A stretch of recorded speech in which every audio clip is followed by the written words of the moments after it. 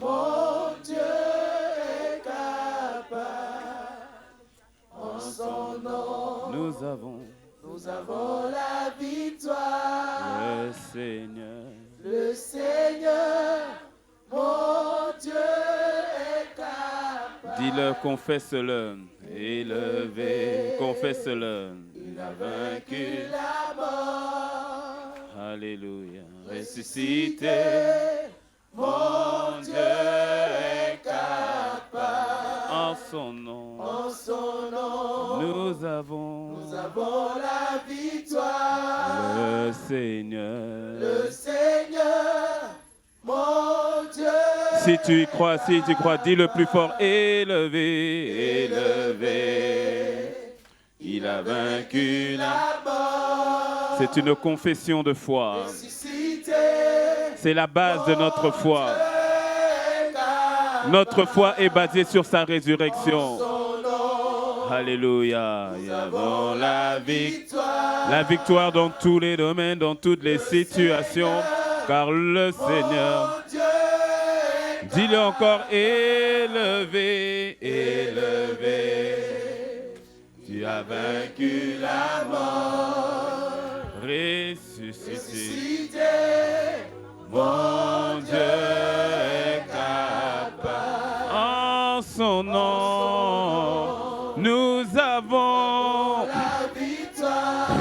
avons la victoire. Le Seigneur élevé. Alléluia. Alléluia. Charerebo sada baba baba iketereba. Oh. Oh.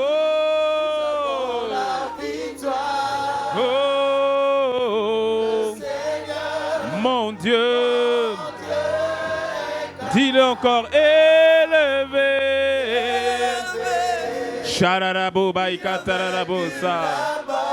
La mort n'a pas pu te retenir. La mort n'a pas pu te retenir. Mon Dieu est capable. Oh, la victoire sur toutes les situations. Le Seigneur,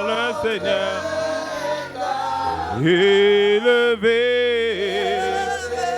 Allez, Shararabo Baba. Alléluia. Cité. Mon Dieu, mon Dieu, mon Dieu, mon Dieu est plus que capable. Rien ne peut l'arrêter, rien ne peut l'intimider. Il est tout puissant. Je dirai à la situation que mon Dieu est élevé. C'est à toi que je regarde. Ressuscité, ressuscité. Mon Dieu est capable. En son nom, nous avons la victoire. Alléluia. Le Seigneur élevé. Shayada baba baba baba. Alléluia. Mon Dieu est capable. En son nom, nous avons la victoire. Le Seigneur, mon Dieu est capable. Élevé, il a vaincu la mort. Shalérebo, Saya Baba. Tu es ressuscité. Tu es capable. Tu es capable.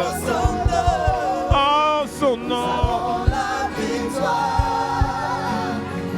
Le Seigneur, mon Dieu est capable. Le Seigneur, mon Dieu. Jésus-Christ, Jésus-Christ, mon Dieu. Jésus-Christ, Jésus-Christ, mon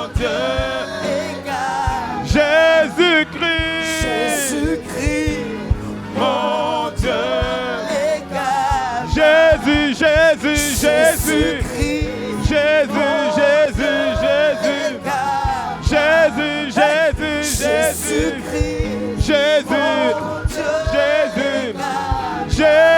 Jésus, mon Dieu, Jésus, Jésus, Jésus-Christ, mon Dieu est capable. Mararabo, satarabo, tu es capable,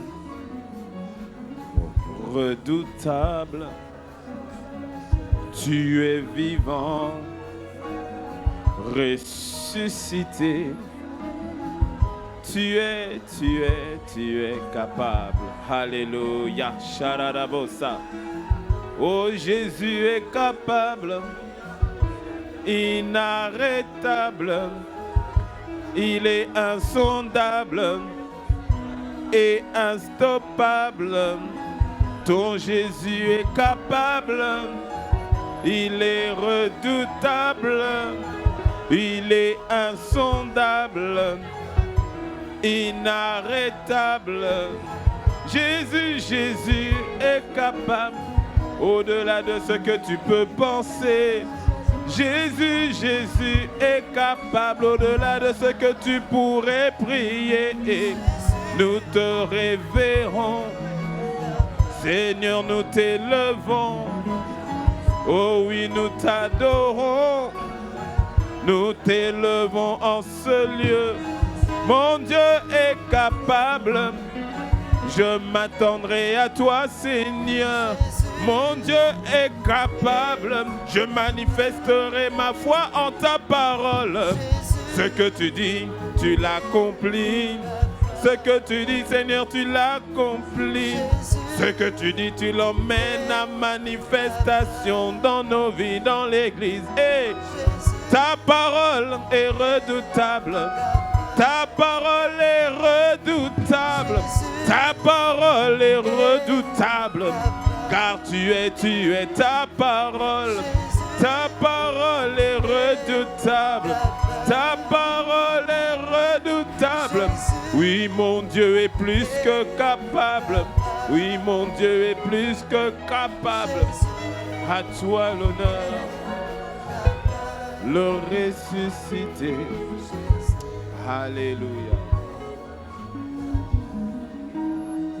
Jésus-Christ, mon Dieu est capable.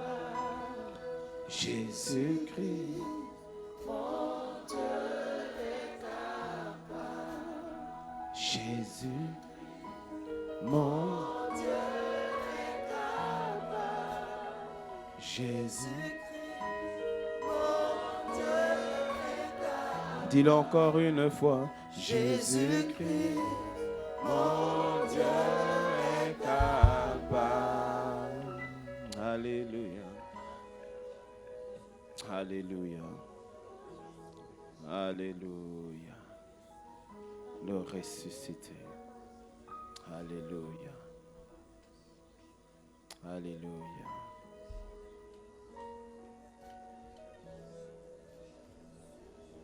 Alléluia.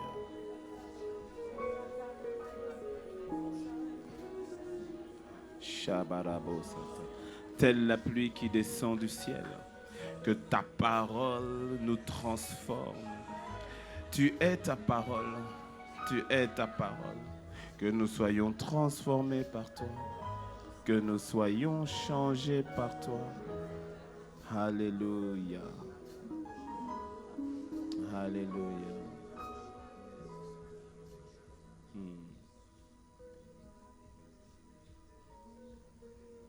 Tu es capable, le ressusciter. Sois palpable dans la vie de ton Église, sois palpable dans la vie de mon frère et de ma sœur. Nous refusons d'une théorie, nous refusons de simples concepts d'une méthodologie. Nous voulons la vie, ta vie. Nous voulons le résultat probant, la manifestation de ta personne. Alléluia. Que cela soit le partage de mon frère et de ma sœur. Inspire encore ce temps, ce moment. Tu es ta parole, Seigneur. Que je n'ai pas à parler de toi, mais que tu sois celui qui parle au travers de moi. La parole vivante, manifeste, redoutable, inarrêtable, instoppable. La parole, tu es la parole. Transforme-nous, toi le ressuscité. Change-nous, toi le ressuscité. Embrase-nous de toi. Saint-Esprit, sois le bienvenu en ce lieu. Merci de ce que tu diriges et contrôles toutes choses. Que les cœurs soient à toi et pour toi. Nous te révérons, nous te célébrons. Et est-ce que quelqu'un peut acclamer le Seigneur?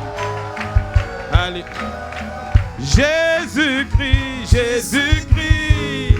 Mon Dieu est là. Jésus-Christ.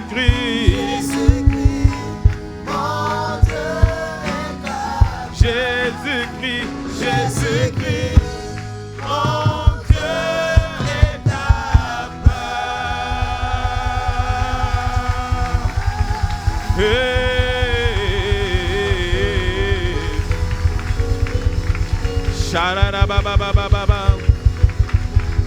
Dans le nom de Jésus. Alléluia. Gloire à Dieu. Bienvenue encore à Impact Centre Chrétien Cotonou. Bienvenue pour ce premier culte. Tu es la bonne personne au bon endroit et au bon moment. Avant de t'asseoir, je t'invite à saluer 5 personnes que tu ne connais pas. 5 personnes que tu ne connais pas. Avec amour, avec sourire, avec majesté.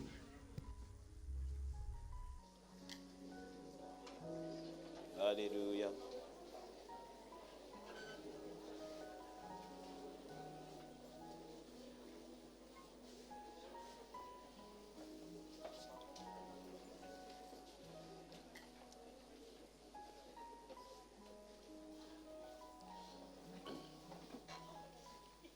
La bonne personne au bon endroit et au bon moment. Avant de t'asseoir, je t'invite à saluer 5 personnes que tu ne connais pas. Gloire à Dieu. Aujourd'hui, je voudrais aller dans la continuité, peut-être pour aujourd'hui et peut-être les 2-3 dimanches qui vont suivre, mais aller dans la continuité du message du pasteur Yvan. La notion du cœur, mais surtout de la parole qui transforme le cœur. Et je crois que nous aurons, pas la semaine qui vient, mais la semaine d'après, que nous aurons 3 jours, une semaine ou 3 jours, en tout cas 3 jours de jeûne et prière autour de la parole de Dieu. Dis-moi un mot, amen. Ouais. En tout cas 3 jours sûrs. Si c'est une semaine, une semaine. Pas la semaine qui vient, mais la semaine d'après. Donc soit du lundi ou bien le mercredi. Mais en tout cas autour de la notion de la parole de Dieu. Tout le monde, enfin, en tout cas, tous ceux qui étaient là, pas au réveillon, le dimanche qui a suivi, et je crois que le dimanche dernier aussi, je pense que tout le monde a eu son verset. Dis-moi amen. J'espère que tu as eu le temps de le digérer. Tu as eu le temps de le mettre en pratique. Et au moins, et même pas au moins, et surtout de le connaître par cœur. Non, si tu ne connais pas le verset que tu as tiré, c'est pas moi qui ai tiré, c'est toi. C'est toi. Et si tu ne le connais pas par cœur, non, au moins que celui-là, tu le connaisses par cœur. Dis-moi un bon amen. Et parce que tu vois, comme disait le pasteur Yvan, dimanche dernier, si tout ce que tu as entendu en 2018 ne te transforme pas, donc c'est pas une nouvelle parole qui va te transformer. Ça veut dire que c'est le cœur qui a besoin d'être changé. Tu me suis? C'est que le cœur a besoin d'être changé. Et donc, nous avons vu les différentes, par rapport à la parabole du semeur, les différentes spécificités du cœur. Et j'y reviendrai, je vais encore y revenir, pas aujourd'hui, j'y reviendrai probablement dimanche prochain, le dimanche d'après. Mais la notion de la parole est capitale. Parce que, tu vois, c'est tout part de sa parole. Au commencement, Dieu. Jean 1.1 le dit, au commencement était la parole, et la parole est Dieu lui-même. Et tu vois, c'est ne pas vivre, beaucoup d'enfants de Dieu ont du mal au fait à vivre leur vie chrétienne. C'est pas à cause des problèmes, et tu vas comprendre, c'est pas à cause des problèmes extérieurs, c'est pas à cause des circonstances, c'est pas à cause des défis, c'est pas à cause des challenges, c'est à cause de la négligence par rapport à la parole de Dieu. Et c'est tellement subtil et tellement simple en même temps. Subtil et simple, tu vas voir. Et c'est juste pour ces quelques, en tout cas pour la fin de ce mois, ces quelques dimanches, revenir sur les fondamentaux, mais qui sont capitaux. des fondamentaux et qui sont plus que nécessaires. C'est-à-dire, il y a certains qui loupent ces fondamentaux. Et toi qui les mets en pratique, ça va encore les consolider. Dis-moi un bon amen. Donc, au fait, on va prendre un texte de base pour ce matin, dans Ésaïe 55, versets 10 à 11. Ésaïe 55, versets 10 à 11. Et je veux que tu prennes ta Bible. N'en affichez pas encore. Je veux que tu prennes ta Bible.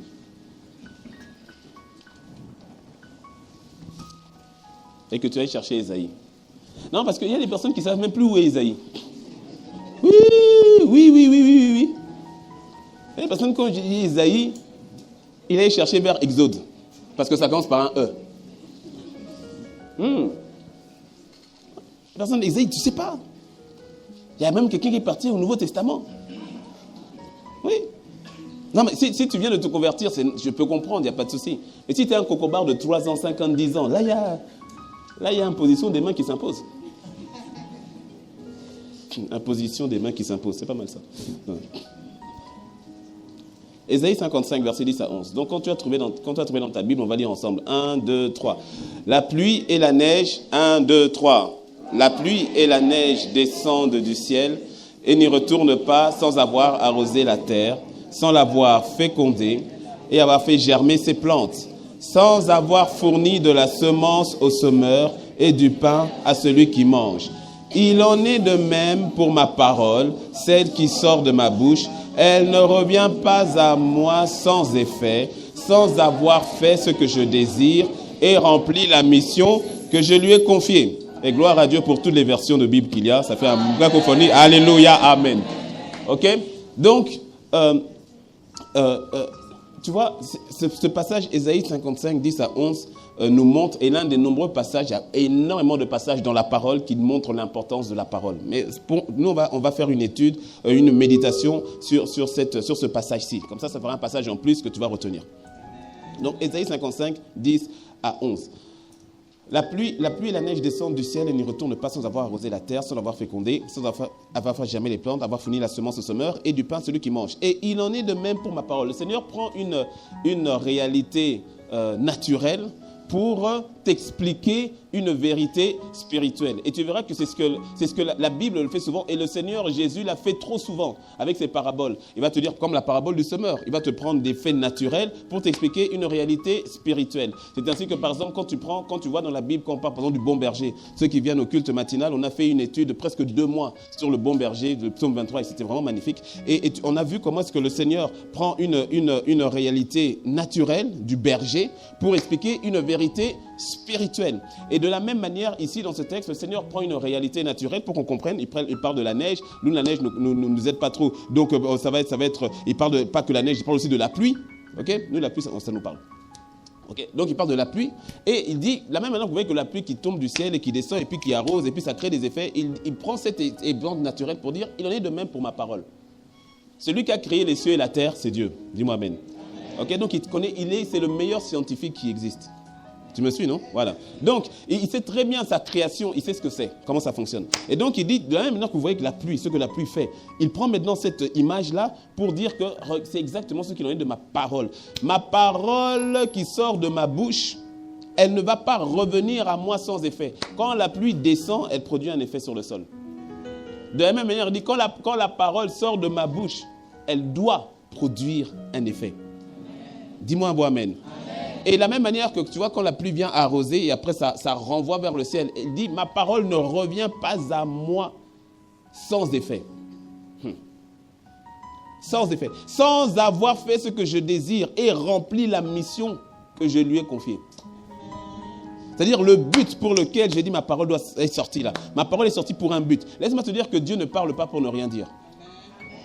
Il n'a pas parlé dans ta vie pour ne rien dire. Non, laisse-moi. Dieu n'est pas bavard. Les bavards parlent pour ne rien dire. C'est-à-dire, ils n'aiment pas le silence, donc ils vont parler. Dieu, quand il parle, il n'est pas bavard, mais Dieu parle. Mais il n'est pas bavard, mais il parle. Ça veut dire que quand il parle pour un but. Imagine que tu es ici et que si tu es ici, ton téléphone sonne, tu ne vas pas décrocher. Mais imagine que... Tu ne vas pas décrocher. Mais imagine qu'en sortant, ton téléphone sonne. Et ton téléphone sonne, Tu vois un numéro inconnu et puis de l'autre côté, tu entends la voix d'une opératrice qui décline ton identité. Vous êtes bien monsieur Teling Manda? Je dis oui, c'est bien moi. Il dit ok, restez en ligne, le président de la République veut vous parler. Que tu aies voté pour lui ou pas. Mon ami, que tu aies voté pour lui ou pas, tu vas prendre le coup de fil. S'il y avait des gens autour, tu vas bouger. Si tu étais en voiture, tu vas t'arrêter. Si tu étais sur le ZEM, tu vas taper le ZEM, tu dis arrête-toi. Laisse-moi descendre. Il y a peut-être mon salut qui vient par là. Tu me suis, tu vois? Quoi qu'il en soit, tu vas t'arrêter. Pourquoi? À cause de la personne qui est à l'autre bout du fil. Est-ce que tu me suis? Parce que tu ne peux pas concevoir que le président de la République t'appelle parce qu'il n'a rien à dire. Ça n'a aucun sens qu'il t'appelle alors qu'il n'a rien à dire. Est-ce que tu me suis? S'il veut te parler, à cause du respect que tu accordes à sa personne, tu vas prendre en considération ce qu'il a à te dire. Et s'il décide de te parler, ce n'est pas pour te parler du corbeau et du renard. Ce n'est pas pour te raconter des fables. C'est que certainement, il y a une importance derrière. Est-ce que tu me suis? Ah. La valeur que tu accordes à une parole donnée est proportionnelle à la valeur que tu accordes à la personne qui parle.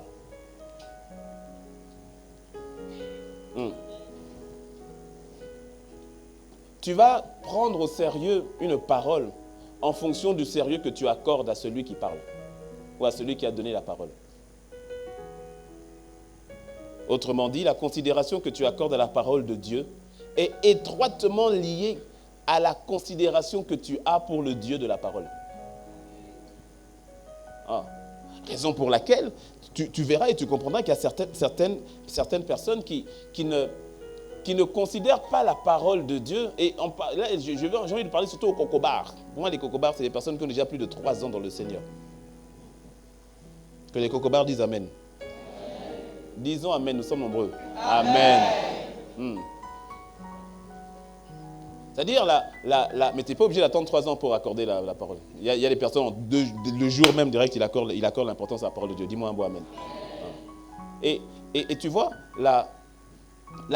l'importance que tu accordes à la parole de Dieu détermine au fait l'importance que tu accordes à Dieu lui-même. Parce qu'il est sa parole. Tu ne peux pas le dissocier. Tu ne peux pas dire j'aime Dieu, mais ne pas considérer sa parole. Ça n'a aucun sens. Jean 1,1 nous dit, au commencement était la parole, et la parole était avec Dieu, et la parole était Dieu.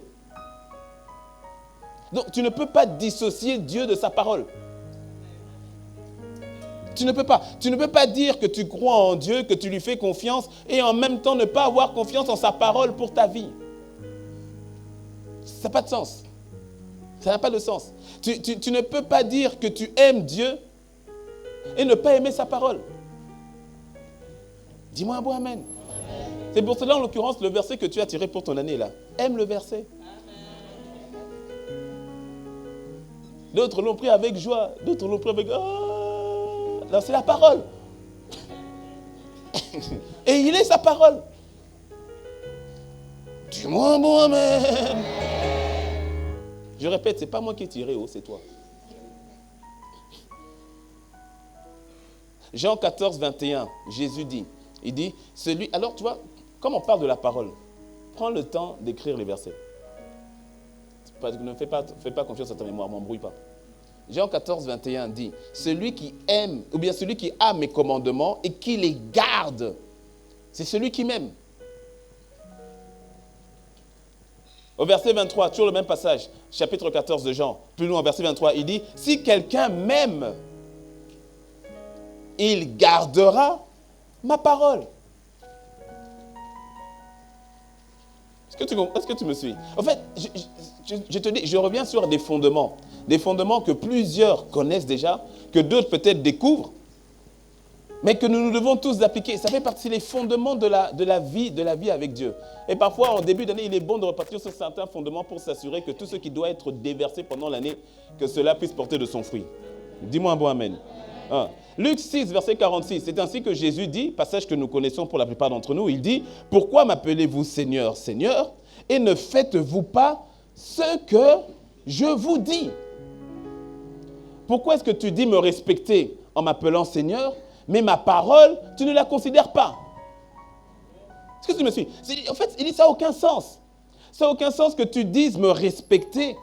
Parce que Seigneur est une marque de respect. Seigneur est une marque d'honneur. Seigneur est une marque d'appartenance. Seigneur est une marque de soumission. Il dit, mais pourquoi est-ce que tu me donnes toutes ces marques d'honneur-là?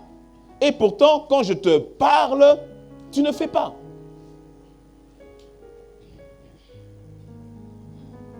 Donc, c'est ton attitude face à la parole de Dieu qui déterminera ton succès et ta réussite dans la vie. Je répète, c'est ton attitude face à la parole de Dieu. Laisse-moi le dire autrement. Ce n'est pas la parole de Dieu, je le dis et puis je l'explique. Ce n'est pas la parole de Dieu qui transforme ta vie d'abord. C'est ton attitude face à celle-ci qui permet à la parole de transformer ta vie. De la même manière, comme je reviens sur ce que le pasteur Yvon a dit, tu vois, le problème n'est pas dans la graine, mais dans la terre. La graine a tout le potentiel d'emmener transformation totale. Mais si la graine n'emmène pas une transformation, c'est que ce n'est pas la graine le problème. C'est que c'est la terre qui a un souci. Raison pour laquelle je dis que ce n'est pas d'abord la parole qui te transforme. C'est ton attitude vis-à-vis de celle-ci, vis-à-vis de la parole, qui permet à la parole de te transformer. C'est ainsi que, à l'église comme nous sommes là, la même parole qui sort le dimanche transforme des vies. Et il y en a des vies transformées. Je vois ta vie, il y en a des vies transformées. Incroyable. La même parole qui sort ici transforme des vies. Et cette même parole, pourtant c'est la même parole qui sort ici, mais d'autres personnes vont sortir ici comme si de rien n'était. Je me souviens quand je venais de me convertir, et il y avait un, je ne sais pas si c'est un séminaire ou autre, mais en tout cas c'était un vendredi, et il y avait le pasteur qui a prêché, il a prêché en l'occurrence sur le fait que nous sommes de nouvelles créatures et que nous étions nés de nouveau et tout cela. Moi je venais de me convertir et tout cela, donc il parlait l'impudicité, tout ça c'est fini et autres. Et donc quand on sort de là, moi ça m'a transformé, je dis yeah, la parole. Et j'avais un ami aussi qui était là. On n'est même pas vraiment sorti de l'église, c'est-à-dire on est sur le porche là, en train de sortir de l'église. Et puis il dit, tu dis, t'as vu la meuf là? J'ai regardé, j'ai dit, il s'appelait Junior, j'ai dit, Junior, mais fais pas, mais qu'est-ce que tu viens, mais qu'est-ce que tu viens d'entendre? J'étais choqué. On était à la même église. On entendait la même parole. On n'est même pas sortis. Le gars, il me dit, t'as vu la meuf là, t'as vu la sœur là, comment elle est bien? Je dis, mais t'as pas entendu ce qui vient d'être dit? La parole était la même. Le cœur était différent. La réception était différente. La même parole. Moi, je sors de là complètement changé. Et lui, il sort de là comme si de rien n'était. Et puis, on va dire quoi? Oh, le pasteur n'avait pas d'onction. Ce n'est pas une question d'onction à ce moment-là. C'est ainsi que j'ai remarqué, toujours dans le même contexte, on avait trois pasteurs. À l'église. On avait trois pasteurs. Il y avait un pasteur francophone et puis deux pasteurs anglophones, parce que l'église était anglophone, c'est en Afrique du Sud. Et donc, tu avais le pasteur titulaire et puis le pasteur francophone qui était le deuxième pasteur. Et puis, tu avais un troisième pasteur. On l'appelait d'ailleurs Brother John. Il était diacre. Et il ne prêchait pas souvent. À dessein. En tout cas, à mon niveau, à l'époque. Parce que quand Brother John prêchait, okay, je fais la version en français. Ok, prenons notre Bible.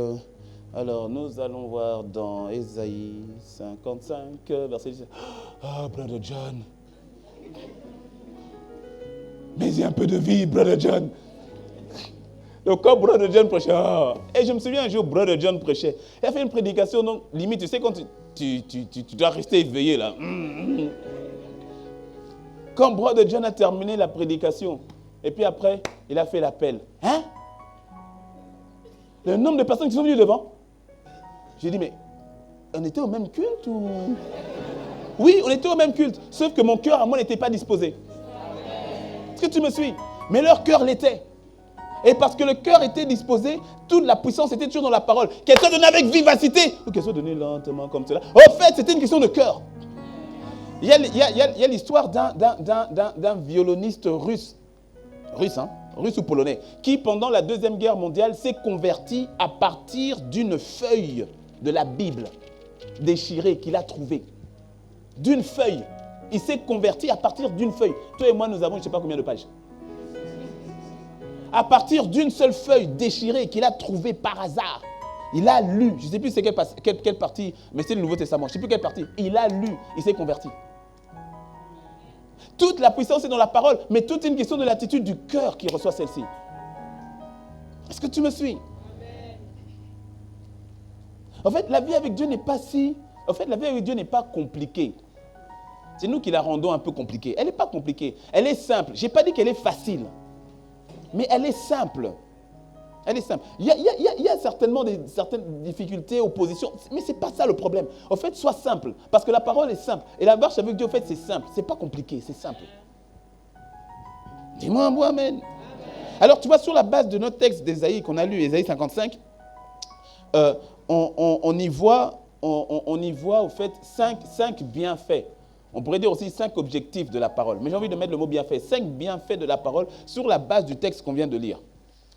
Parce que tu vois, il est écrit « La pluie et la neige descendent du ciel et n'y retournent pas sans 1. Arroser, 2. Sans l'avoir fécondé, 3. Sans avoir fait germer ses plantes, 4. Sans avoir fourni la semence au semeur et 5. Du pain à celui qui mange. » Sur la base de ce texte, on arrive à voir 5 bienfaits de la parole de Dieu. Et aujourd'hui, tu vas voir que le premier. Le fait que la parole de Dieu est envoyée pour arroser. La parole de Dieu arrose. Dis avec moi, la parole de Dieu arrose. Dis avec moi, sa parole m'arrose. Et on va voir juste ce point-ci et dimanche prochain, on va voir les 2 prochains points. Lorsque la terre est asséchée, aride. Alors, je reviens sur le naturel, parce que le Seigneur lui-même donne d'abord la notion du naturel. Alors, comprenons bien qu'est-ce qui se passe dans le naturel. Rappelle-toi, il est le meilleur des scientifiques qui soit.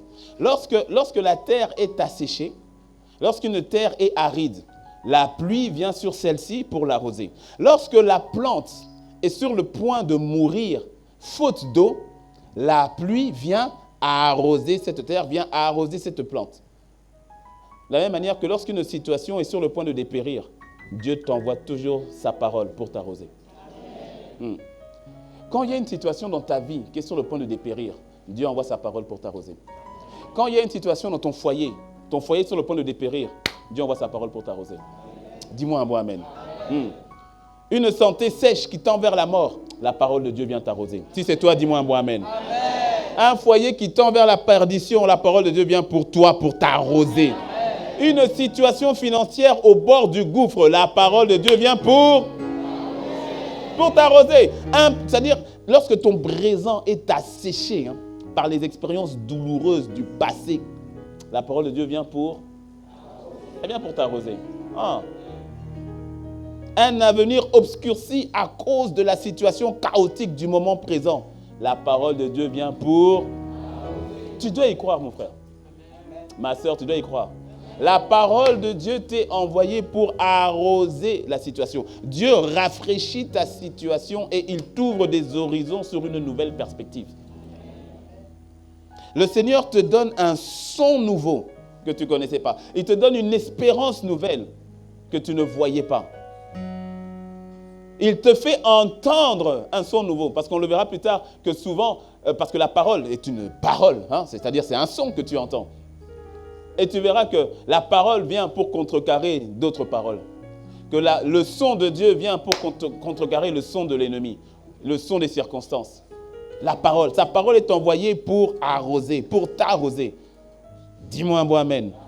Alors tu vois, je reviens sur le plan naturel. Sur le plan naturel, pourquoi est-ce qu'on arrose? On arrose pour nourrir, pour abreuver la terre, pour nourrir les plantations. Pourquoi? Parce que c'est le manque d'eau qui fera mourir n'importe quelle plante.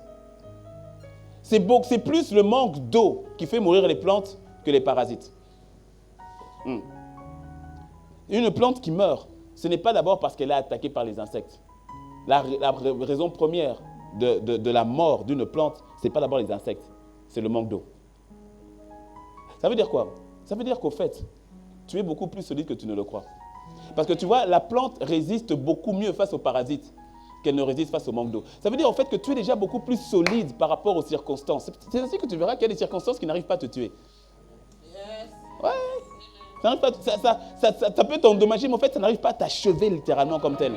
Ouais. Tu es beaucoup plus solide que tu le crois. En fait, ton véritable problème, ce n'est pas les parasites. Si le problème il y a, ce n'est pas d'abord les parasites. Ce n'est pas d'abord de dire, il faut que les parasites s'arrêtent. Rappelle-toi, les parasites, vois ça aussi comme les mouches, les insectes, donc Belzébul, c'est le seigneur des mouches.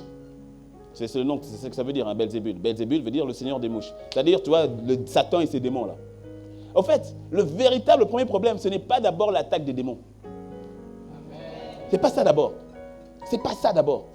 Ce dont la plante a véritablement besoin, ce qui l'a fait mourir, c'est le fait qu'elle n'est pas arrosée. Ah. Le véritable problème, ce ne sont pas les circonstances extérieures, c'est le manque d'eau ou le manque de parole. C'est ça qui est la première raison qui fait que tu vas te retrouver en situation de sécheresse aggravée. C'est le manque de parole, c'est le manque d'eau, c'est le manque de ressources spirituelles que tu reçois au travers de sa parole. La vérité, c'est que tu peux être présent là dans cet auditorium et écouter la parole, donc être arrosé, mais pourtant, il y aura comme une forme d'imperméabilité, c'est-à-dire que la parole a du mal à pénétrer ou à entrer. Et en ressortant d'ici, ne laissant pas la parole te pénétrer, tu vas ressortir d'ici pour dire, je vais quand même affronter les situations. Mais si tu y vas affronter les situations sans la parole de Dieu, mon ami, tu es livré à toi-même. Tu es livré à toi-même. Regarde, toujours sur le plan naturel, lors de l'arrosage, qu'est-ce que fait l'eau? On reste sur le plan naturel. L'eau, quand l'eau tombe à terre, l'eau va dissoudre les sels minéraux qui sont déjà présents dans la terre. Et quand les sels minéraux dans la terre sont dissous, la plante maintenant est capable de pouvoir absorber ces sels minéraux-là. Qu'est-ce que ça veut dire?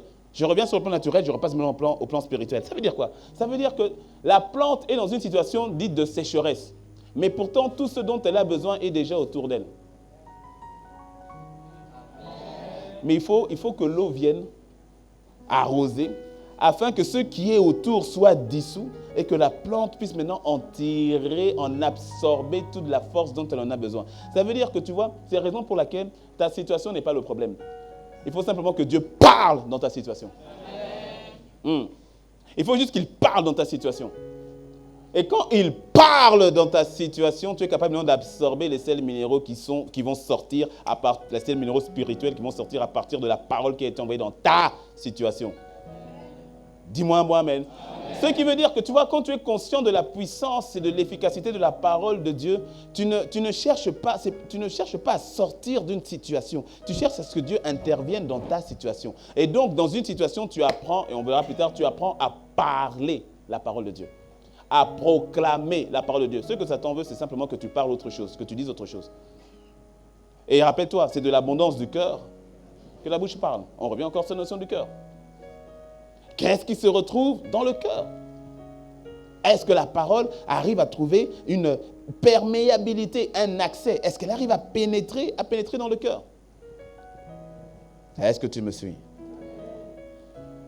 Donc à ce moment-là, tu réalises qu'en plein milieu d'une situation se trouve tout ce dont tu as besoin déjà dans ton environnement. Mais tu as juste besoin que la parole de Dieu intervienne dans cette situation. C'est ce qui s'est passé avec Abraham et Sarah. Abraham et Sarah étaient dans une situation de sécheresse terrible. Terrible. Le corps était bien sec. Le corps était vieux. Arrivé à une époque où le corps ne peut plus produire, ne peut plus procréer comme tel. Sarah était totalement stérile.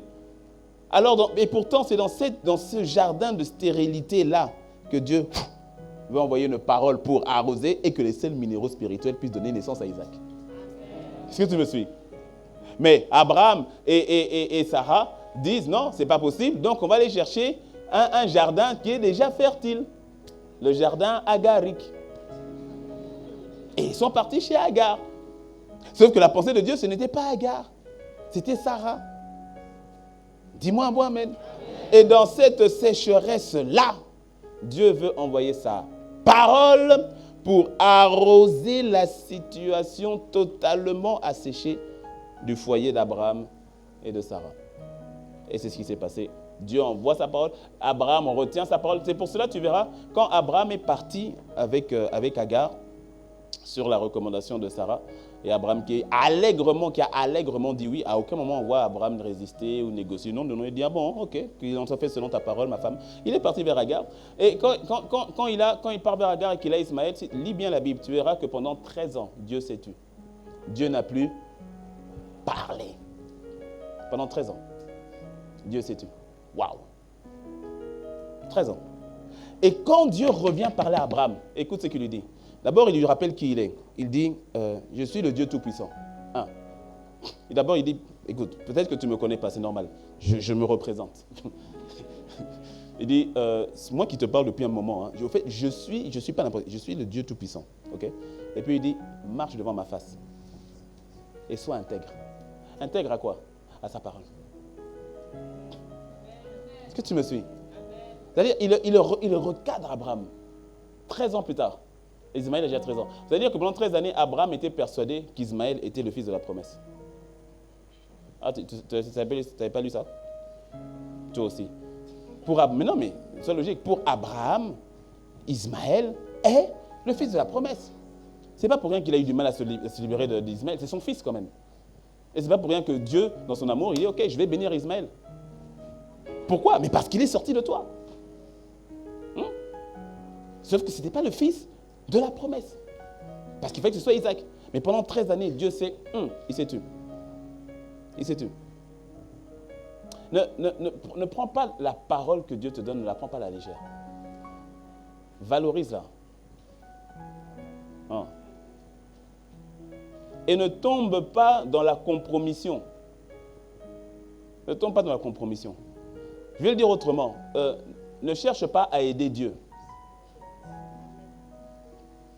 Non, ce qu'il t'a dit là, fais comme il t'a dit. Cherche pas à l'aider. Il est tout puissant. C'est ce qu'il rappelle à Abraham. Il dit, il ne faut pas chercher à m'aider. Quand j'ai dit que tu vas avoir un enfant avec ta femme, c'est avec ta femme. Il ne faut pas chercher à m'aider. Non, Dieu, bon, attends, je te propose Agar. Je n'ai pas demandé à Agar. Quand il donne sa parole, là, c'est sa parole. Alors tu as le choix, tu as toujours le choix. Soit de t'arrêter à ce que Dieu a dit, ou bien de laisser une voix te dire, Dieu a-t-il réellement dit? Dès le départ, qu'est-ce qui est attaqué? C'est la parole. Regarde, qu'est-ce qui a emmené l'humanité là où nous sommes? C'est une question de parole. Mais oui, Dieu a dit, le jour où tu mangeras, tu mourras. Satan vient et dit, Dieu a-t-il réellement dit? Qu'est-ce qu'il attaque? La parole. Est-ce que tu me suis?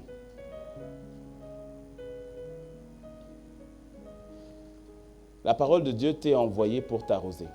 Donc, comprends que une plante qui n'est pas arrosée, en fait, elle ne meurt pas. Ça peut paraître être bizarre, hein, mais en fait, une plante qui n'est pas arrosée, elle ne meurt pas de soif, mais de faim. Ouais. Une plante qui n'est pas arrosée, on peut penser qu'elle meurt de soif. Non, elle meurt de faim. Parce que la pluie vient, l'arrose, mais en arrosant, ça lui donne de la nourriture qu'elle mange. Ça transforme le sel minéraux qu'elle va manger. En fait, c'est ça. C'est pour ça que la parole de Dieu vient arroser. Et Jésus a dit, l'homme ne vivra pas de pain seulement, mais de toute parole qui sort de la bouche de Dieu. De toute parole qui sort de... Le verset Ésaïe 55, 11, on a lu, il en est de même pour ma parole, celle qui sort de ma...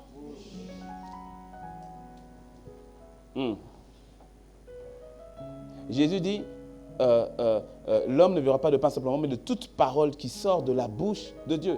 Rappelle-toi, c'est une notion de nourriture. Il n'y a personne ici qui, si tu ne manges pas, si ça fait 10 jours que tu n'as pas mangé, on va savoir que ça fait 10 jours que tu n'as pas mangé. On va le savoir. Tout comme il y a des personnes, tu sais que ça fait 30 jours que ton esprit n'a pas mangé. Ça se sait, ça se sent, ça se voit, ça s'entend. Qu'est-ce qui te fait croire que tu peux laisser ton esprit faire la grève de la faim et penser que ton esprit sera fort? C'est ridicule, ça ne marchera pas. Ça ne marchera pas. Ça ne marchera pas. Ne pas prendre le temps dans la méditation de la parole, ne pas prendre le temps de te laisser imprégner de sa parole, va même faire que tes prières, et c'est ce qu'on va voir pendant qu'on aura le temps de prière, c'est ce qu'on va voir. Tu vas voir que la prière qui n'est pas basée sur la parole, c'est un peu beaucoup de cymbales qui retentissent. Oh. Oui, oui. Une prière qui est basée sur les sentiments, sur les émotions, qui est basée sur ton expérience propre, mais qui n'est pas basée sur la parole, est une prière qui ne fait pas peur à l'ennemi, est une prière qui ne bouge pas, qui ne change pas forcément les circonstances. Ça peut faire beaucoup de bruit, mais la puissance d'une prière n'est pas dans les décibels. Ce n'est pas dans le volume. Tu vois, ce n'est pas ça qui fait la puissance d'une prière. La puissance d'une prière, c'est la puissance d'une prière de foi. Or, la foi vient de ce que l'on entend, et ce que l'on entend vient de la parole. La prière et la parole, les deux vont ensemble. Qui médite la parole est obligé de prier. Qui prie doit méditer la parole. Les deux vont ensemble. Quand tu médites la parole, ça t'emmène à prier. Et quand tu pries, ça t'emmène à aller chercher la parole. À écouter ce que Dieu te dit. Parce que prier, c'est un dialogue. Quand tu pries, c'est que Dieu te parle. La prière n'est pas un monologue. Quand la Bible dit prier sans cesse, beaucoup comprennent parler sans cesse. Oui, oui. La prière n'est pas un monologue, c'est un dialogue. Donc, qui prie entend la parole de Dieu. Parce que quand tu pries, Dieu te parle. Hein? Et laisse-moi te dire, plus tu as de logos, ou encore, je dirais, plus tu as de paroles emmagasinées en toi, plus Dieu te parle. Hein? Ouais. Il y en a certaines personnes aiment à ce que Dieu leur parle, leur donne un verset qu'ils ne connaissaient pas et qu'ils aillent trouver. Ah oui, Dieu m'a parlé. Et c'est très bien. C'est très bien. Mais c'est encore mieux quand tu es rempli de toi-même déjà de plusieurs versets et que le Saint-Esprit n'a qu'à piocher dans ce qui est déjà en toi. Les deux c'est bien. Hein? Mais tu vois, être rempli à fond du logos, de ce que la parole de Dieu, tu es tellement rempli que le Saint-Esprit n'a qu'à faire pop-up à l'intérieur de toi. Telle parole qui monte, telle parole qui monte, telle parole qui monte. C'est beaucoup mieux. C'est beaucoup plus solide. Dis-moi un bon amen. Je termine. La parole de Dieu est une nourriture indispensable à ton être intérieur, c'est-à-dire ton vrai toi. Elle n'est pas optionnelle. Elle n'est pas optionnelle, elle est vitale. Rappelle-toi, comme je l'ai dit, si tu n'as pas mangé, si ton corps physique ne mange pas pendant 10 jours, tu vas le ressentir. Tu vas te sentir faible, fatigué. Tu auras du mal à penser, du mal à réfléchir. Tu auras du mal à être productif. Tu auras du mal dans plusieurs choses. Pourquoi? Parce que ton corps n'a pas les éléments nécessaires qui lui permettent de fonctionner comme tel. Mais il en est de même par rapport à ton esprit, mon ami. Il en est de même par rapport à ton esprit. Ton esprit a besoin de sa nourriture.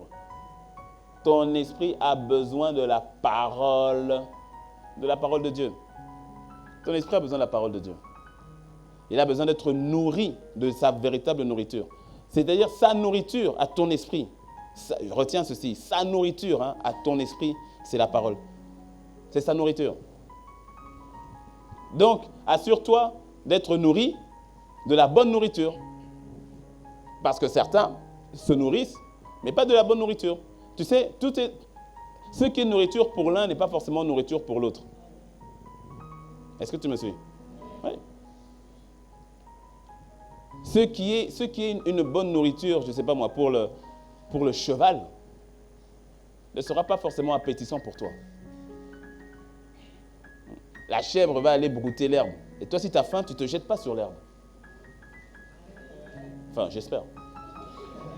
Bah, peut-être tu le fais, hein, bon, il n'y a pas de problème. Hein, mais nous, en tout cas, non.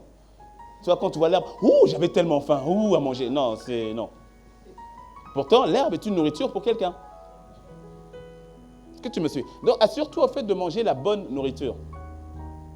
Et là, je sens, parce que la pensée ne me quitte pas, et donc je sens de parler à quelqu'un, surtout à des jeunes, par rapport à une nourriture qui aujourd'hui est présentée comme une nourriture indispensable pour le succès, pour la réussite, en l'occurrence la nourriture du développement personnel.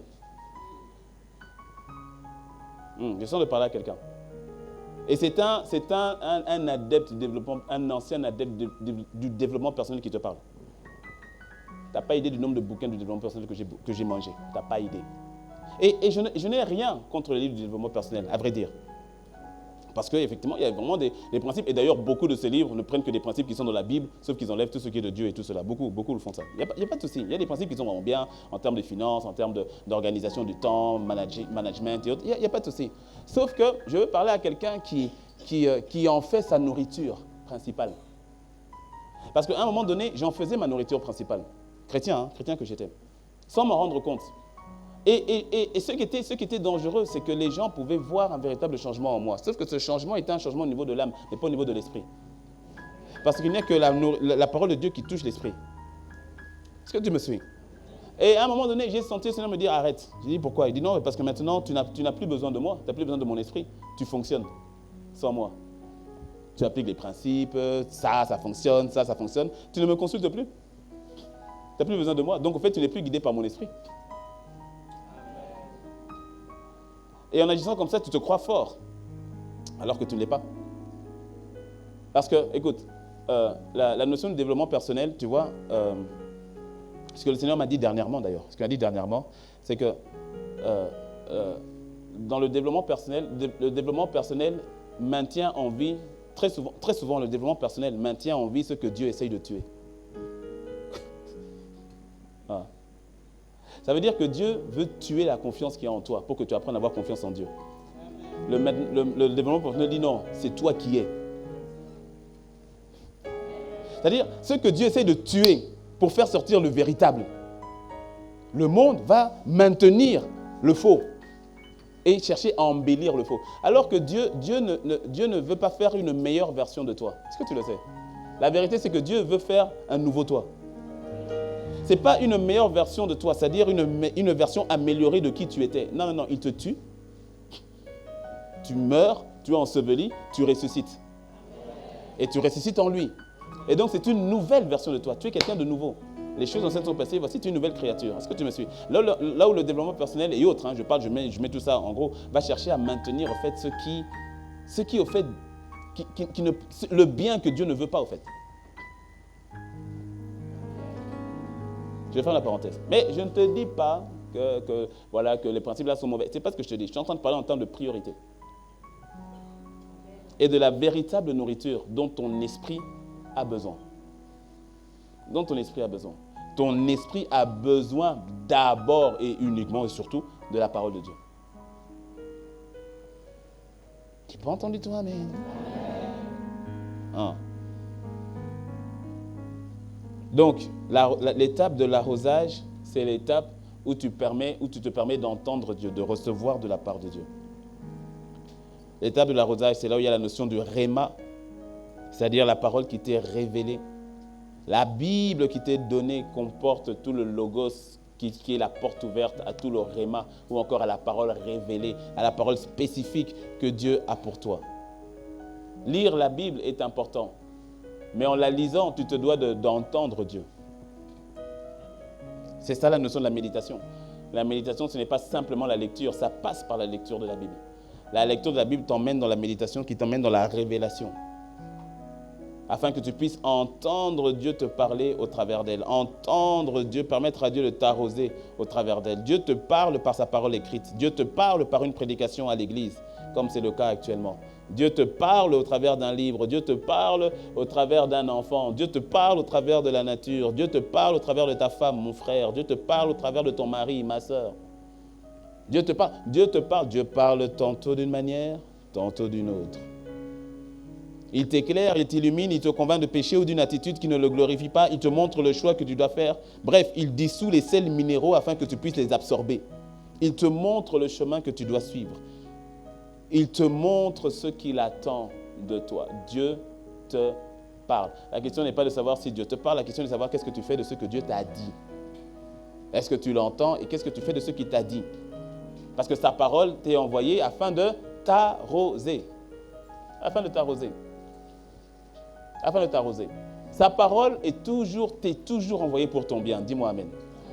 Ah oui, c'est toujours, et là il faut que tu y crois. Sa parole t'est toujours envoyée pour ton bien. Pour ton bien. Même quand ça paraît faire mal, c'est pour ton bien. Toujours, je dis bien, toujours. Sa parole n'est jamais pour te nuire. Jamais. J'entendais, je voyais dans un film dernièrement un monsieur qui dit Dieu, c'est quoi ce Dieu qui a abandonné l'humanité livrée à elle-même avec toutes les guerres et tous les viols et les violences et tout cela. Dieu n'a jamais abandonné l'humanité, c'est l'humanité qui a abandonné Dieu. Ouais. Quand quelqu'un te dit, oui, mais si Dieu, pourquoi autant de guerres et tout cela? Je dis, bon, toi, tu es allé vers Dieu. Ah, mais non, mais je ne crois pas bien. C'est ça. C'est ça. Sa parole, il a dit à Adam, il a dit, le jour où tu en mangeras, je te préviens ce qui va arriver. Tu vas mourir. Et il a mangé. Et la mort est arrivée. Et aujourd'hui, Jésus a dit, je suis venu afin que quiconque croit en moi ne périsse point, mais qu'il ait la vie éternelle. La parole a encore été envoyée. Maintenant, c'est ce que nous faisons de cette parole. Est-ce que nous l'acceptons ou pas? Est-ce que nous la recevons ou pas? Est-ce que nous nous laissons arroser ou pas? Est-ce qui fait toute la différence? Je répète, ta situation n'est pas problématique. C'est l'attitude que tu as vis-à-vis de la parole dans ta situation qui fait la différence. C'est tout. Sa toute puissance est inclue dans sa parole. Dieu n'est pas ébranlé. Hein. Oh non, Dieu est calme. Dieu est serein. Il est plus que confiant en sa parole. Oui. Mais à toi simplement d'entendre, à toi simplement d'obéir. Je termine avec ce témoignage où lorsque je voulais acheter ma première voiture, je me rappelle, j'avais pris l'argent au niveau de la banque. Je cherchais une voiture spécifique. Il me fallait à l'époque, je cherchais une Audi A3. Une Audi A3 coupée. C'est ça que je voulais comme voiture et autres. Et donc j'ai cherché, j'étais en France, j'ai cherché sur Internet, j'ai cherché. Puis j'ai trouvé une voiture qui se vendait en Allemagne. Et le propriétaire la vendait juste au budget, parce que le budget que j'avais ne me permettait même pas d'avoir une Audi A3. Mais ce propriétaire-là vendait la voiture. Il vendait la voiture exactement au budget que j'avais, parce qu'il devait voyager et partir en Angleterre. Il devait aller en Angleterre, donc la raison pour laquelle, en Angleterre, le volant est de l'autre côté, donc la voiture ne lui servait plus et il devait partir et tout, donc il vendait la voiture et tout cela. Donc les tractations se sont faites pendant 2-3 semaines par mail, par les échanges et tout cela, les papiers et tout. Et donc moi je suis allé au niveau de la banque, j'ai eu l'argent qu'il fallait et je me souviens, le jour, Dieu merci que, tu vois, souvent quand tu as des projets, tu n'en parles pas. Bon, la vérité, c'est que tu ne vas pas mettre sur Facebook, tu ne vas pas poster tes projets sur Facebook, on est d'accord. Mais soumets tes projets à des personnes de confiance quand même, à certaines personnes qui peuvent aussi... Dis-moi un bon amen. Non, parce qu'il y en a là, c'est une mentalité de mpengrisme dans les projets. C'est mon projet, j'en parle pas, personne. Pourquoi? Non, on ne sait jamais les gens et tout. Non. Tu as certainement des personnes autour de toi qui t'aiment, des personnes qui veulent ton bien et autres. Monte un peu. Heureusement, j'en parlais aux personnes qui étaient autour de moi. J'en parlais à mon père, j'en parlais à mes frères et tout ça. Donc, je montrais le projet. Et je me souviens le jour où je devais faire la transaction. Je vais faire la transaction. Je me lève le matin pour aller au travail et donc j'avais prévu de faire ma transaction à la pause du travail. Et quand je me lève, à l'époque on avait un cousin qui est comme un frère et qui restait avec nous à la maison. Et quand je me lève, il dormait dans ma chambre. Et quand je veux partir, il était vers 6 h du matin, donc je pars sans faire de bruit. Quand je veux partir, il se réveille comme si une mouche l'a piqué. Il me dit, ah, Teddy. Je dis quoi? Il dit, au fait, tu as déjà fait la transaction pour ta voiture? Je dis, non, mais je vais faire ça tout à l'heure, à midi. Puis il me dit, ah, parce qu'il y a 2 jours, je regardais on est en France, il regardait sur une chaîne belge. Et j'ai vu un reportage où un monsieur était allé sur Internet et tout, il avait commandé un cyclomoteur et il a fait la transaction et puis le gars a disparu. L'argent aussi a disparu, plus rien. Et j'ai senti de te le dire.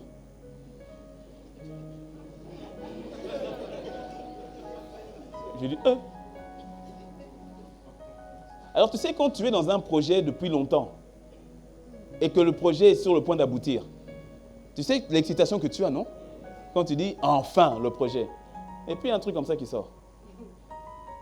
Et, Dieu merci, j'ai discerné la voix de l'esprit. J'ai dit, bon, écoute, tu sais quoi? Je vais aller, je prends en considération ce que tu viens de me dire et je te fais signe. La matinée, là, je n'ai pas travaillé. Ah, j'ai pas travaillé. Ah, vraiment que mon employeur me pardonne. J'ai pas travaillé la matinée là.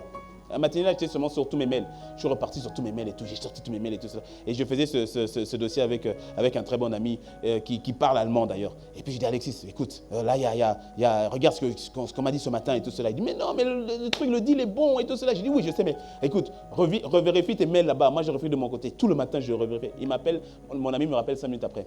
Il me rappelle et puis il rigole. Il rigole. Il dit, non, Dieu est bon, Dieu est bon, Dieu est bon. Je dis, quoi? Pourquoi Dieu est bon? Non, Dieu est bon, Dieu est bon. Je dis quoi? Il dit, je viens de revoir au fait tous les documents. Je dis, je ne sais pas comment est-ce que je n'ai pas vu. Il dit, pourtant, ces documents, on était dessus depuis longtemps. Il dit, mais je ne sais pas comment est-ce que je n'ai pas vu. Et puis il me dit, on est au téléphone, on est sur les mêmes écrans. Et puis il me dit, regarde, tu vois là, à tel endroit, comme c'est écrit en allemand, moi je ne comprends rien. Et puis tu vois à tel endroit, au fait là, ce n'est pas le bon mot, parce qu'il y a un truc qui manque. Et puis là, c'est sur la carte grise, ce n'est pas le bon mot. Et puis là, et puis... Oh. Bref, pour faire court, c'était un escroc qui était de l'autre côté. Un escroc. Dis-moi amen. Amen. La parole vient pour t'arroser, pour te faire du bien. Oui. Même quand tu n'as pas envie. Non, parce qu'à ce moment-là, c'est mon projet, c'est bon. Moi, je me vois déjà dans mon Audi A3, là. Si il vient me dire, est-ce que tu me suis? Il parle tantôt d'une manière, tantôt d'une autre. Tantôt d'une manière, tantôt d'une autre. T'en sais rien. Le jour où j'ai libéré mon piano, je libère mon piano après avoir fait 6 ans dans la chorale. Et puis j'avais acheté un piano à crédit d'ailleurs, que je n'ai pas terminé de rembourser. Et puis le Seigneur me dit, donne. Puis quand je donne, puis je reviens, et je parle à ma petite sœur, elle avait quoi? Elle avait peut-être 15 ans, 14 ans à l'époque, je ne sais plus. Et puis je lui dis, ah non, vraiment c'est difficile. Elle était devant la télé, regardez la télé. Moi je viens, je dis, ah c'est difficile, ah Christian, vraiment c'est difficile. Là le Seigneur vraiment, il m'a pris Isaac là. Ah c'est mon Isaac, je viens de donner Isaac là. Ah vraiment mon piano là est parti. Ah c'est Isaac là, c'est difficile. Elle regardait la télé. Et puis en moi elle me regarde. Et puis elle dit, Yated. Elle dit, c'est pas Isaac qui est parti, c'est Ismaël. Et puis elle regarde la télé. Et oh, Dieu parle tantôt d'une manière, tantôt d'une autre. Dès qu'elle m'a dit ça, c'est fini. J'ai dit, c'est fini. C'est parti, là, c'est parti. Est-ce que tu me suis? Des fois, Dieu nous parle, ça, on ne veut pas. Tu vois, c'est pas ce qu'on veut entendre. C'est pas toujours ce qu'on a envie d'entendre. Mais il parle toujours pour nous faire du bien. Toujours pour nous faire du bien. Ah, toujours. Parce que sa parole arrose. Dis-moi un bon amen. Je prie que tes oreilles soient ouvertes sur la capacité à entendre Dieu. On va le voir dimanche prochain que sa parole arrose et qu'ensuite sa parole féconde. Comme de la même manière que la parole est venue féconder Marie. On va voir ça dimanche prochain. Mais que tu comprennes d'abord que sa parole arrose. Quand Dieu, tu peux te lever. Quand Dieu t'envoie la parole, c'est pour t'arroser. Dis, le Seigneur envoie sa parole pour m'arroser.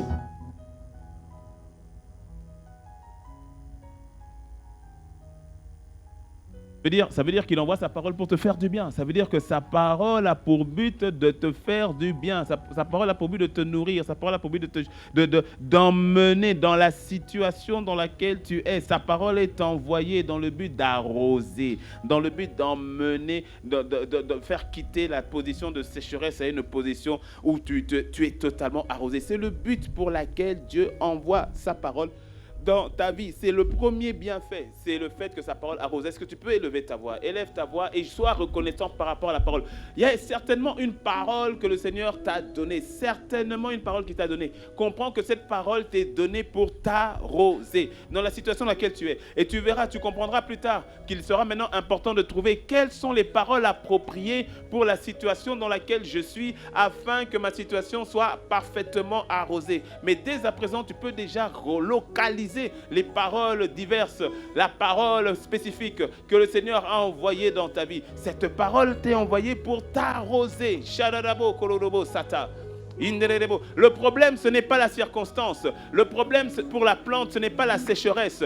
Le besoin de la plante, c'est d'être arrosé. Tu as besoin d'être arrosé. C'est pour cela qu'il t'envoie cette parole aujourd'hui. C'est pour cela qu'il t'a parlé ce matin. C'est pour cela qu'il t'a parlé pendant la semaine. C'est pour cela qu'il t'a parlé au travers de ton frère et de ta sœur. C'est pour cela qu'il t'a parlé en songe. C'est pour cela qu'il t'a parlé en rêve et en vision. Il t'a parlé afin de t'arroser. Le but de Dieu, c'est d'arroser ta vie. Il envoie sa parole pour t'arroser. Il envoie sa parole pour te faire du bien. Il envoie sa parole pour enlever tout type de sécheresse. Raison pour laquelle sa parole te maintient. Raison pour laquelle sa parole te soutient. Sa parole, c'est sa parole qu'il a envoyée pour t'arroser. Le problème n'est pas dans la parole, c'est dans la réception vis-à-vis de celle-ci. Le problème n'est pas dans la parole, mais dans l'attitude du cœur vis-à-vis de celle-ci. Alors choisis d'avoir l'attitude du cœur qui convient afin de laisser la parole t'arroser, de laisser la parole être perméable. Parce que tu vois, avant qu'il y ait une fécondation, il faut que la parole puisse pénétrer le sol. Avant qu'il y ait une fécondation, il faut que la parole puisse pénétrer le sol. Avant qu'il y ait une fécondation, il faut que la parole puisse aller au plus profond. Tu dois laisser cette parole la recevoir, tu dois la recevoir, tu dois la recevoir, tu dois la recevoir. Laisse-la t'arroser. Laisse-la t'arroser. Élève ta voix, élève ta voix. Shadarabodobodobodobosi tadaraba.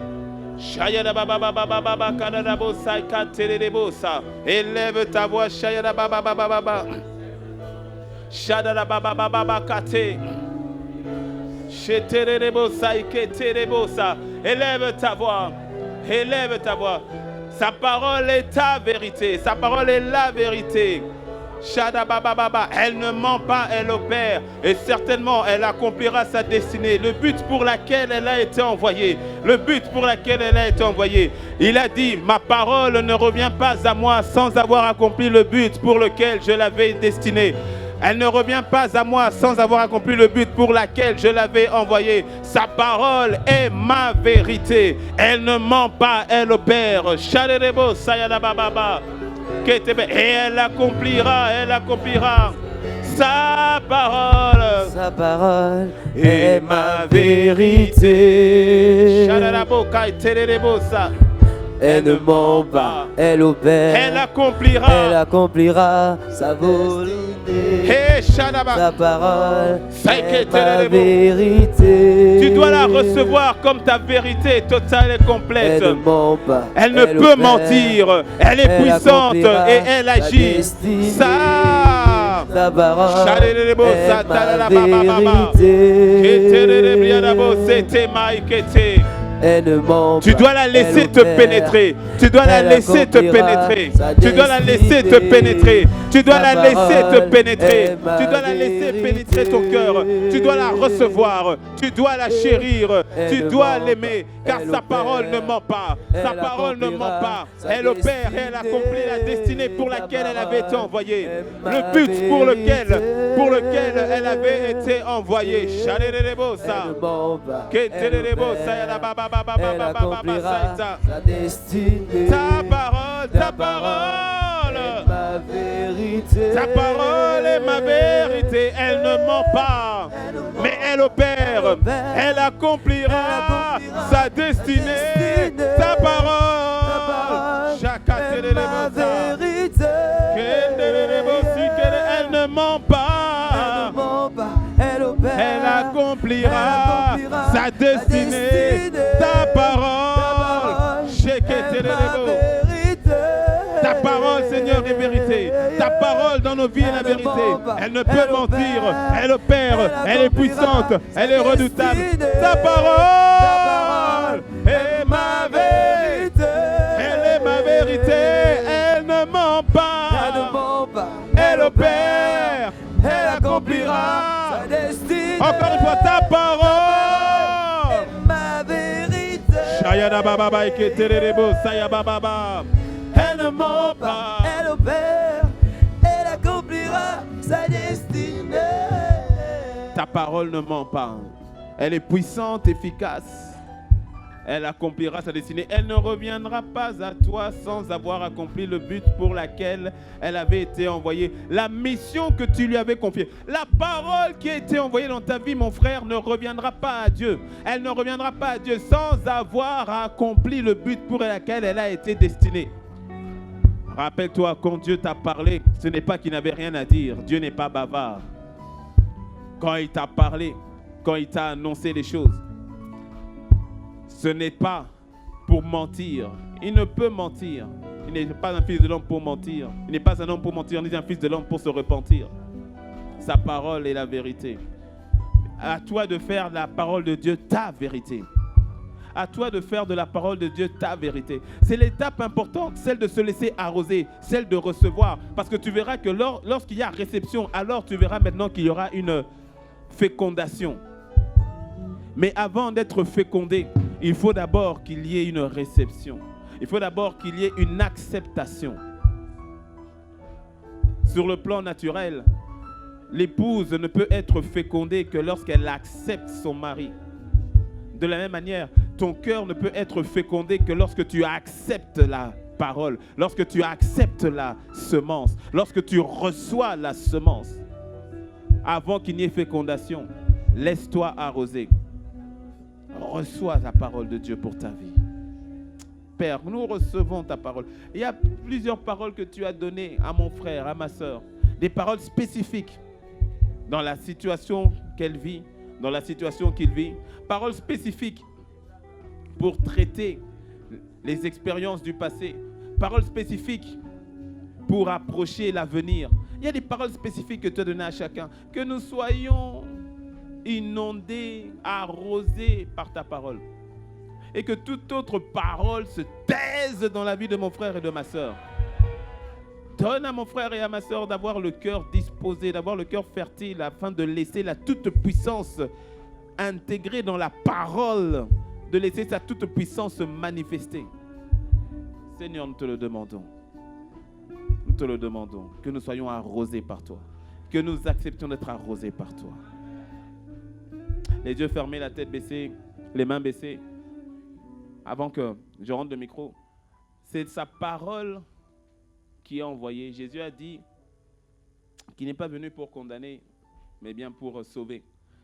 Et tu vois, tu es ici, alors nous avons les yeux fermés, la tête baissée. C'est à toi d'accepter cette parole. Et il y a quelqu'un ici qui a besoin de laisser la parole. Nous avons dit, la parole est Dieu lui-même. La parole faite chair. La parole était avec Dieu, la parole était Dieu. Accepter la parole de Dieu, ce n'est pas venir à l'église. Accepter la parole de Dieu, c'est laisser Dieu te pénétrer. C'est laisser Dieu être dans ton cœur.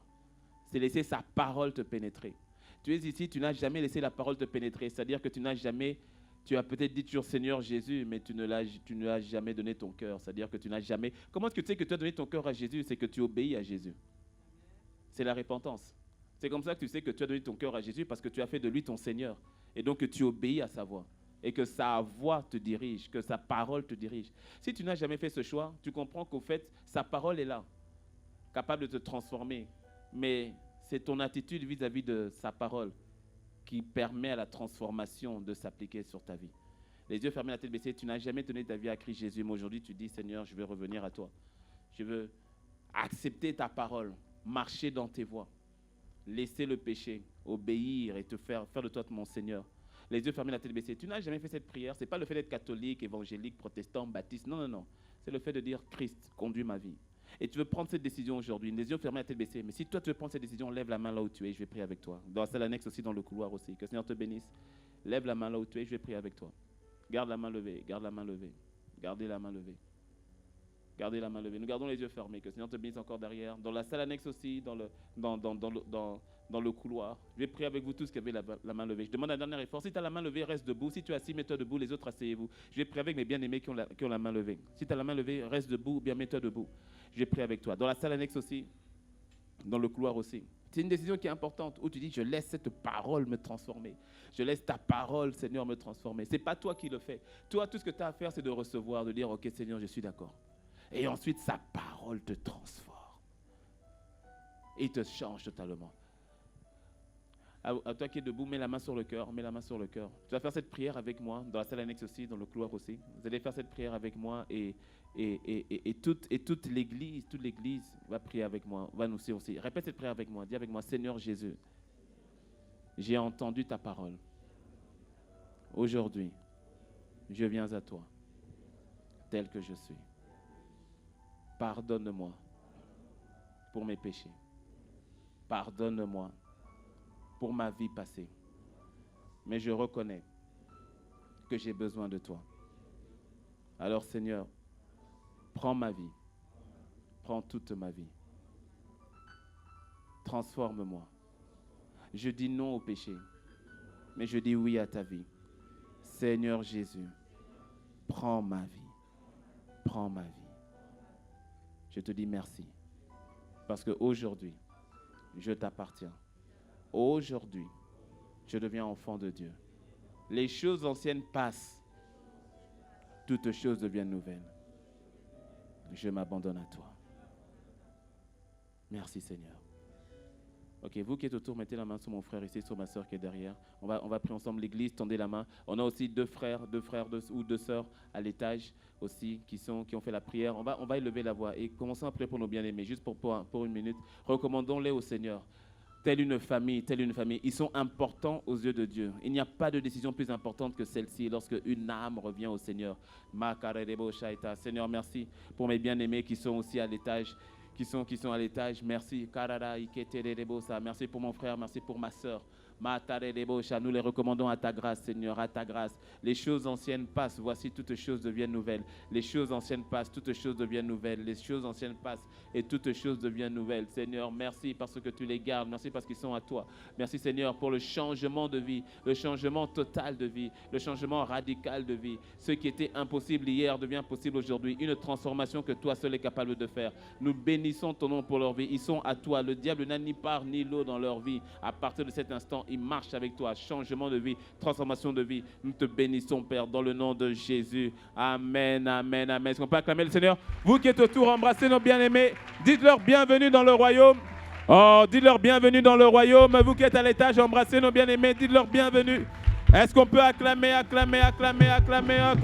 le Seigneur? Alléluia. Alors, bien-aimés, vous qui venez de faire la prière, mon frère, ma soeur, et puis aussi nos bien-aimés à l'étage, venez avec moi. On va prendre 5 minutes de votre temps. Prenez vos affaires. Suivez-moi. Venez. Ça va prendre juste 5 minutes. Et on acclame. Tant qu'ils ne sont pas sortis, on continue d'acclamer le Seigneur. On les encourage. On acclame. On continue d'acclamer.